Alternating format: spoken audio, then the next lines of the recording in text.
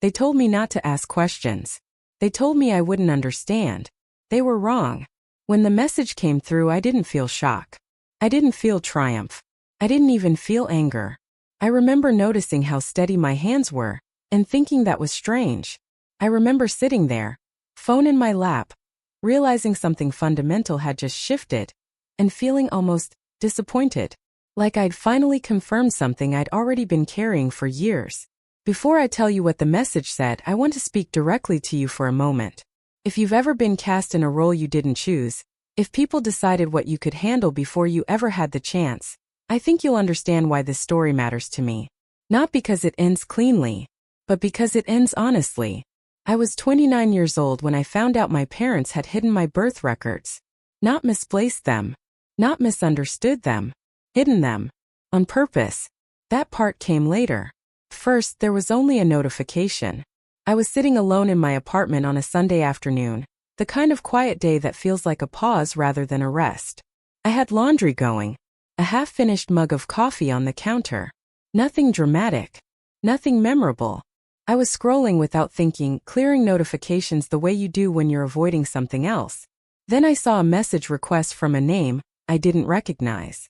It was on the DNA testing app I'd signed up for months earlier and mostly forgotten about.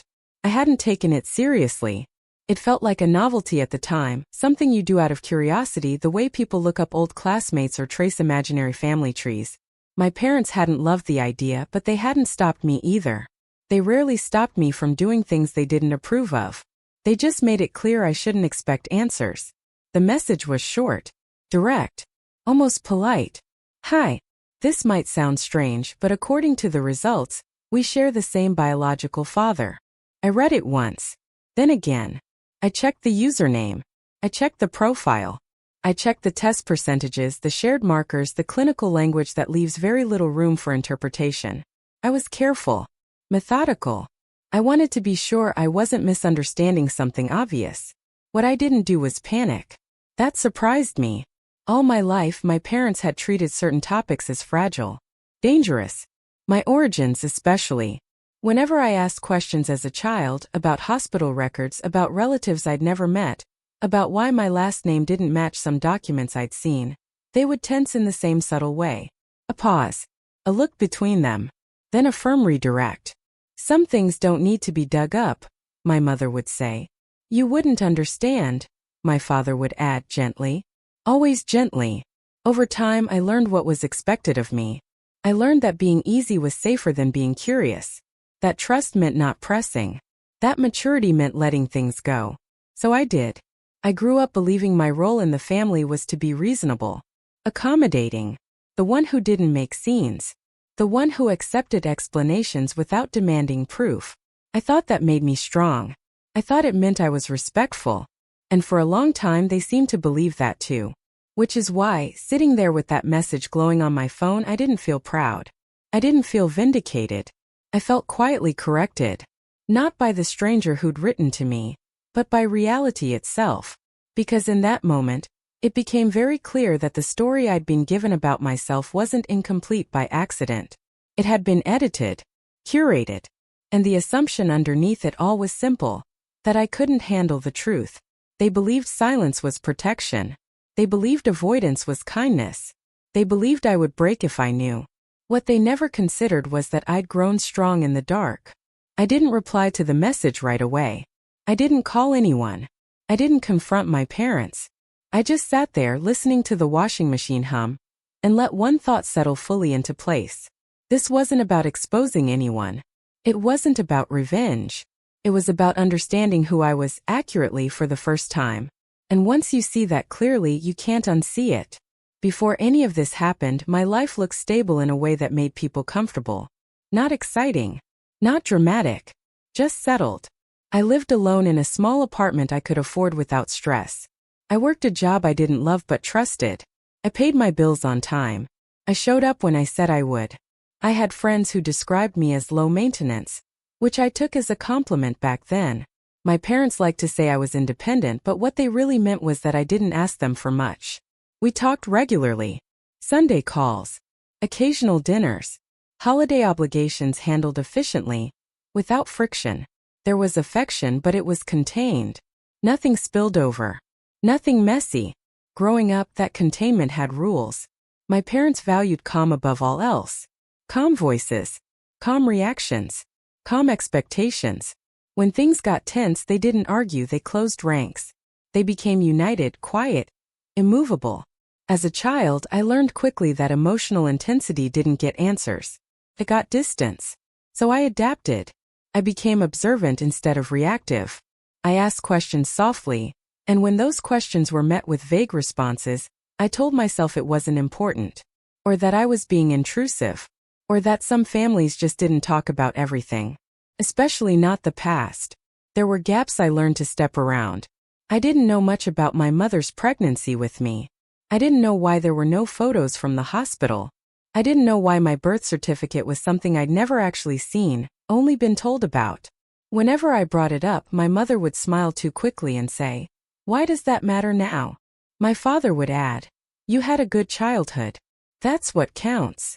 And I believed them. I believed that pressing for details was ungrateful, that wanting clarity was a kind of accusation. I told myself that love meant trusting people even when things didn't quite add up. There was one moment, though, years before the DNA test, that should have stayed with me longer than it did. I was home for a visit, helping my mom sort through old paperwork at the dining table. Tax documents, warranty manuals, folders labeled in her careful handwriting. At one point, I asked casually where they kept my original birth records. Not because I needed them. Just curiosity. Just making conversation. There was a pause.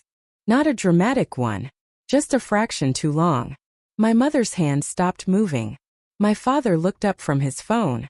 They exchanged a glance that lasted maybe half a second. Then my mom said, "Oh, those are somewhere safe."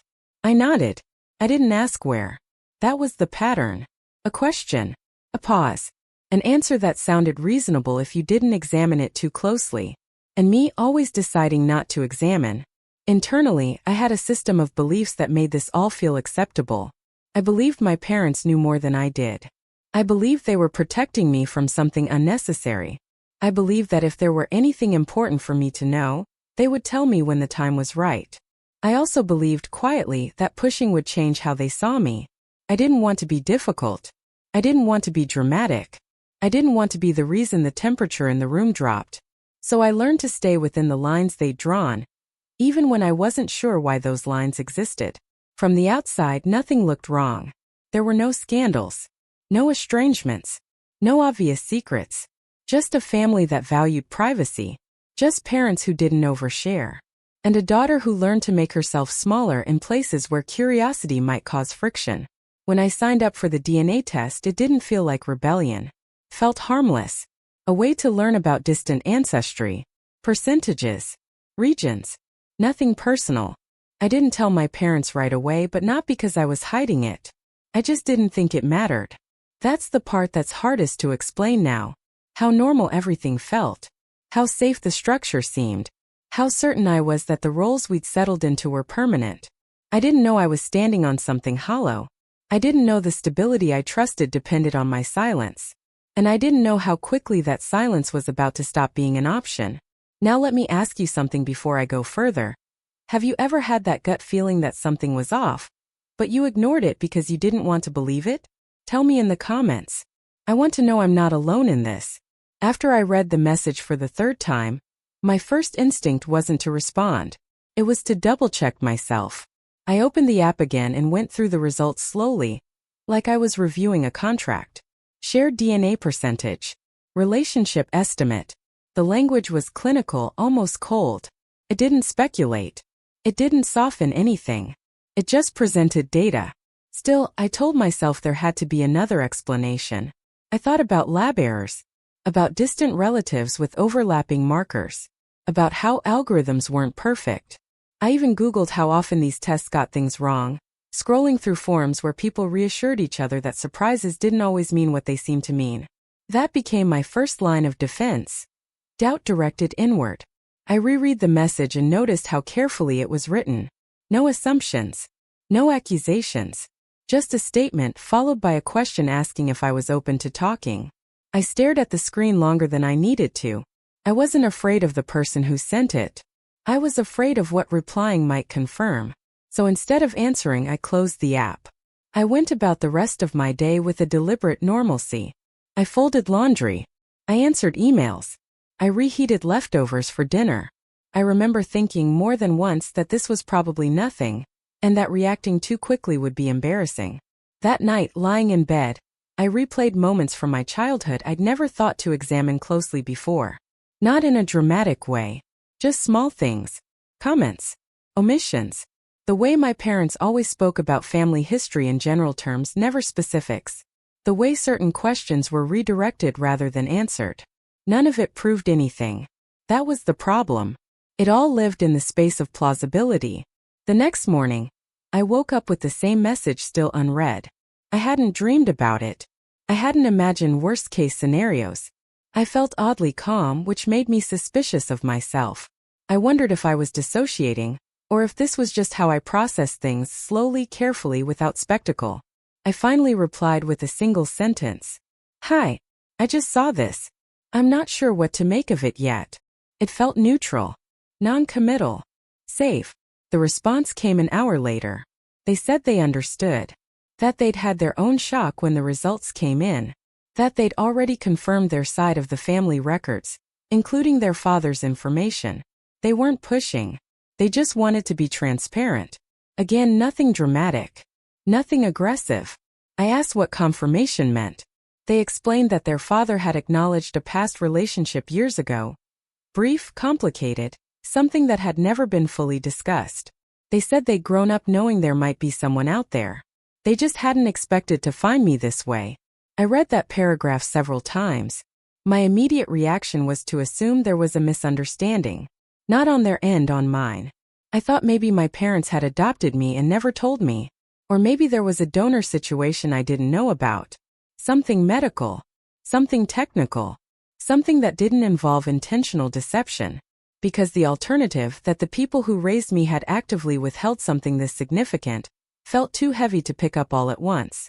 I didn't ask for names. I didn't ask for proof. I thanked them for explaining and said I needed time. Then I did something very familiar. I stayed quiet. I didn't call my parents. I didn't ask indirect questions. I didn't hint. I watched instead. I paid attention in a way I never had before. I listened for slips, for inconsistencies, for anything that might clarify things without forcing me to confront anyone directly. Part of me still believed there would be a benign explanation, that I'd misunderstood something fundamental, that the truth, whatever it was, would arrive gently if I waited. Another part of me, quieter, harder to ignore, knew that if I asked outright and was lied to, I wouldn't be able to unhear it. That was the tension I lived in for the next few days. Between wanting clarity and wanting to preserve the version of my family that had always felt workable. I wasn't angry yet. I wasn't hurt yet. I was suspended. Pause for a second. What would you have done in my position? Confronted him immediately or stayed quiet and watched? Drop your answer below. Waiting didn't bring relief. It brought noise. Once the idea lodged itself in my mind, everything started to rearrange around it. Conversations I'd had 100 times before suddenly felt incomplete. Memories developed edges. I wasn't uncovering new information yet. I was reinterpreting old information, and that was somehow more exhausting. I went back into the DNA app and explored features I'd previously ignored. Family trees. Shared matches. Little icons indicating how people might be connected. I didn't understand all of it, but patterns began to emerge. The same unfamiliar last name appeared more than once. The same region. The same estimated relationship range. I kept telling myself not to jump to conclusions. That data could mislead. That I was reading meaning into coincidence. But then I noticed something that stopped me completely. A note attached to one of the matches. Not directed at me, just a public comment on their profile. It mentioned a man with my father's first name. Not uncommon, but paired with a date. A city. A timeline that overlapped exactly with when my mother would have been pregnant with me. I felt a pressure behind my eyes then. Not tears. Just strain. Like my brain was trying to hold two incompatible things at once. I closed the app and sat there breathing slowly, counting my inhales the way I do when I'm trying not to spiral. I reminded myself that this still wasn't proof, that there were explanations I hadn't considered, that I needed something concrete before I allowed myself to feel anything stronger. So I asked for it. I messaged the person again and asked carefully if they'd be willing to share whatever documentation they had. Names, dates, anything verifiable. I was explicit about not wanting speculation, just facts.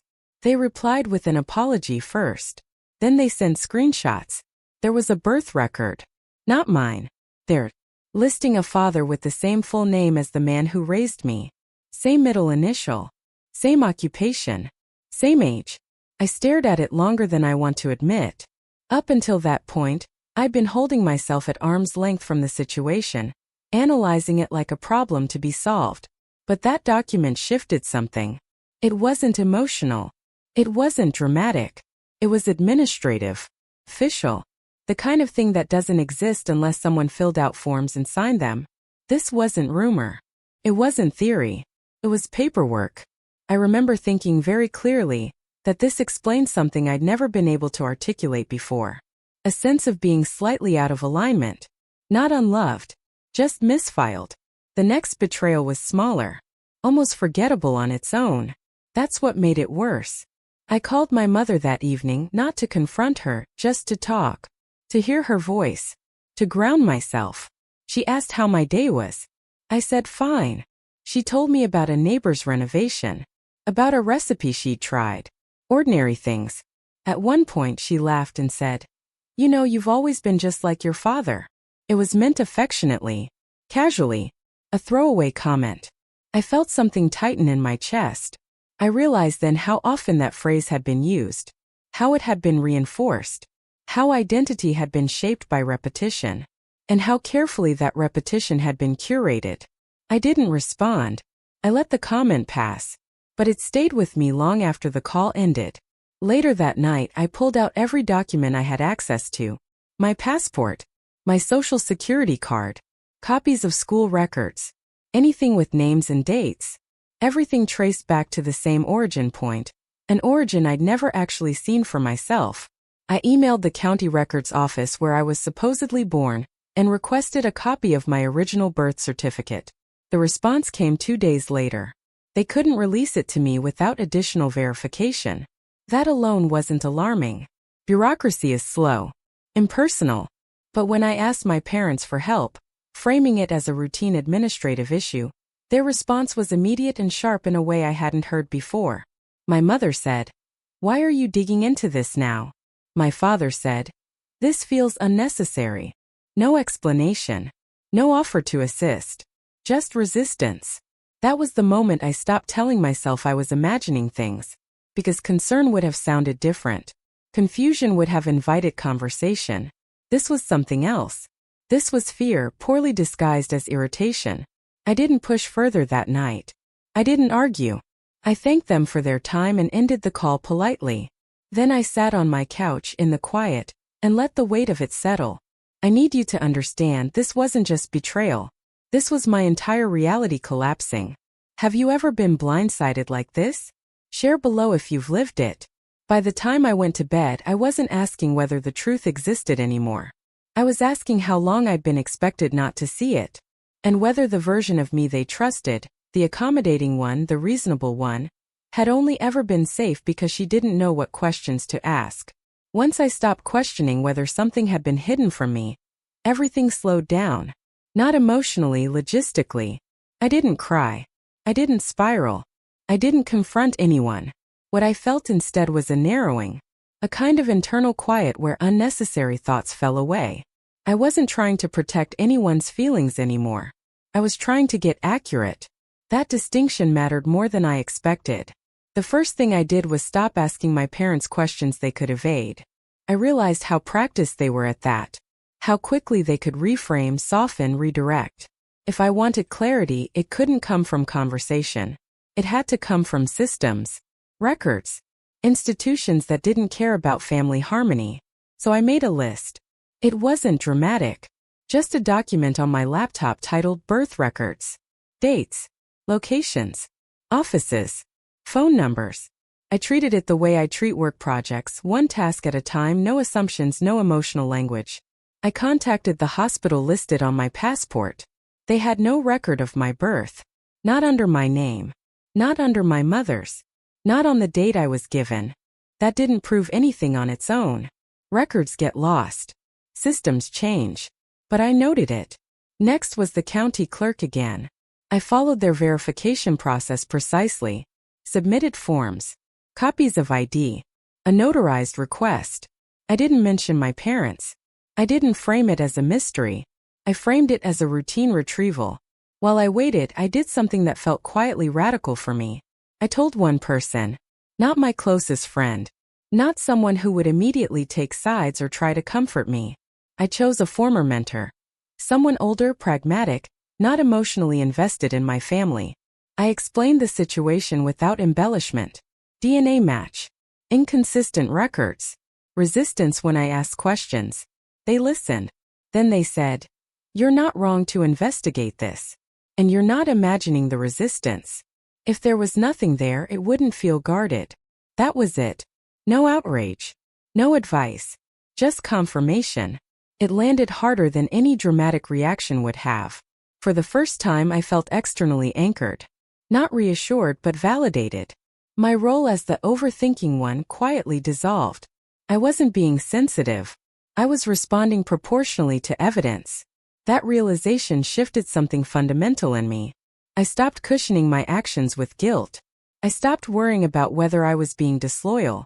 Loyalty, I realized, had been defined for me as silence. And silence no longer served accuracy. When the clerk's office emailed me back, the language was neutral but the content wasn't. They had located my original birth certificate. It did not match the copy my parents had referenced over the years. Different hospital. Different attending physician.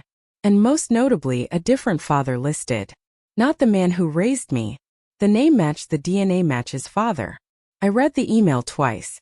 Then once more slowly. I didn't feel relieved. I didn't feel angry. I felt oriented. Like the floor had finally stopped shifting under my feet, even if the view was worse than I'd hoped. I didn't forward the email. I didn't screenshot it. I printed it and placed it in a folder with everything else. Physical. Tangible. Real. That night, I sat alone and let myself acknowledge something I'd avoided up until then. I hadn't been protected. I had been managed. My parents hadn't withheld the truth because it was dangerous. They had withheld it because it disrupted the structure they'd built, one where they controlled the narrative, the timing, the meaning of my own identity. Understanding that didn't make me want to punish them. It made me want distance. Not physical distance, clarity distance. Emotional boundaries that didn't require their approval. So I made another decision. I would confront them, but only once. And only when I had everything. No arguments. No pleading. No asking for explanations I couldn't verify. I wasn't going to debate my own existence. I wasn't preparing for a fight. I was preparing to reclaim authorship. Here's where I made my choice. Do you believe in revenge? Or in walking away and letting silence do the work? I want both sides in the comments. I didn't raise my voice. I didn't bring notes. I brought the folder. We sat at the same dining table where I'd done homework as a kid. Same chairs. Same lighting. My parents across from me relaxed at first. Expectant. They thought this was a visit. A check-in. I placed the folder on the table. My father asked what it was. I said, "My birth records." Silence. I opened it. I slid the county certificate forward. Not dramatically. Just enough for them to see the header. My mother leaned in. She stopped breathing. My father didn't touch it. He didn't need to. His face changed before he read a word. I said the other man's name. Neither of them corrected me. That was the first confirmation. I followed it with the DNA results. The percentages. The relationship estimate. The matching timelines. Still no denial. My mother said, "We were going to tell you." I didn't respond. My father said, "We didn't think it would matter." I let that sit. Then I told them something they didn't expect. I told them I'd already spoken to the county clerk. That the record was amended. That I was listed as the informant. That my legal documents now reflected the truth. That was the moment authority shifted. My father straightened in his chair. Like posture might give him leverage back. My mother reached for the folder. I moved it closer to me. I'm not asking questions, I said. I'm informing you. They looked stunned. Not angry. Not defensive. Displaced. My mother said, "You didn't have to do this alone." I said, "I already did." My phone buzzed. I didn't check it. I stood. That was it. No speeches. No accusations. No emotional crescendo. Just facts landing where stories used to live. Be honest, are you rooting for me right now? Or do you think I crossed the line? Tell me. I can take it. After that night, things didn't explode. They thinned. Phone calls became shorter. Then less frequent. Texts shifted from conversational to logistical. Birthdays were acknowledged with cards instead of plans. Holidays were discussed in theory, then quietly avoided. No one said, "We need space." No one said, "We're hurt." The distance arranged itself without needing to be named. What I lost wasn't my parents in a dramatic sense. I lost the version of them that felt unquestionable. The ones whose authority I'd never tested. The ones who had always been right because I'd never been allowed to see where they were wrong. That loss was disorienting, but it was also clarifying. I started using my full legal name everywhere. Updated records. Updated insurance. Updated emergency contacts. Each change felt small on its own, but together they marked a shift in how I occupied my own life. I wasn't erasing anyone. I was aligning things. The man who raised me didn't reach out for a while. When he finally did, the message was brief. "I hope you're okay." I replied, "I am." Nothing more followed. The DNA match and I spoke a few times. Carefully. No grand bonding. No rush toward labels. Just shared information, mutual boundaries. Acknowledgement without expectation. It felt appropriate. Honest. Incomplete but real. The most unexpected change came from outside the family. At work, I had to submit updated documentation. HR processed it without comment. No curiosity. No judgment. Just confirmation. Later, my manager mentioned casually, kindly, that they admired how calmly I handled complicated situations. That not everyone could manage personal upheaval without letting it affect their performance. It wasn't praise. It was recognition. For years, I'd been treated as someone who needed protection from difficult truths. Someone who couldn't handle complexity. And here was a neutral system, responding to the facts of my life without flinching. That contrast stayed with me. There was a moment, a few months later, when a relative I hadn't heard from in years invited me to a small gathering. My parents weren't mentioned. I wasn't told why. I just noticed the shift. I went. No one brought up the past. No one asked invasive questions. I was included quietly as myself. It wasn't closure. It was realignment. Looking back now, I can see how much energy I'd spent maintaining a version of myself that fit someone else's comfort. How much I'd mistaken compliance for peace. I don't feel angry when I think about my parents. I feel cautious, clear, aware of where the lines are now. Some things remain unresolved. There are questions I'll never ask, not because I'm afraid of the answers, but because I don't need them to move forward. The truth did what it needed to do. It reorganized my life. Not violently. Precisely. Looking back now, would you do it the same way? Was the pain necessary to become who you are today? Let me know. I don't think this story ends the way people expect it to. There was no final argument. No apology that tied everything together. No moment where everyone sat down and agreed on what had happened or why. That kind of resolution belongs to families who speak the same emotional language. We never really did. What I have now is quieter. I know where I come from. I know what was changed and when and by whom. I know which parts of my life were shaped by omission rather than truth. None of that feels dramatic anymore. Just feels accurate. An accuracy I've learned is grounding. There are days when I wonder what my life would look like if I'd known earlier. If something fundamental would have been different. If I would have made other choices. But that curiosity doesn't pull me backward. It just exists unanswered, like a room I've chosen not to walk into. The most important realization didn't come from confronting my parents, or from the documents, or even from the DNA match. It came from the aftermath. Nothing collapsed when I stopped playing the role they'd assigned me.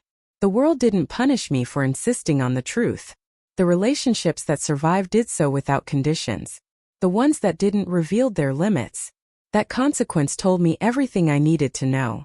I don't feel the need to be understood by everyone involved. I don't feel the urge to repair what was built on silence. Some structures aren't meant to be renovated. They're meant to be left behind once you understand how they were constructed. What I carry forward is simple and maybe uncomfortable. I no longer confuse peace with permission. So here's my last question. Is it better to forgive and move on, or to make sure they understand exactly what they lost? There's no wrong answer. Drop it below. So that's my story, folks. If it resonated with you, go ahead and hit that like button, subscribe to the channel, and tell me in the comments where you're listening from. I want to know how far Amelia Parker's voice travels. Some truths don't ask to be believed. They just stand there, unchanged, waiting for you to meet them.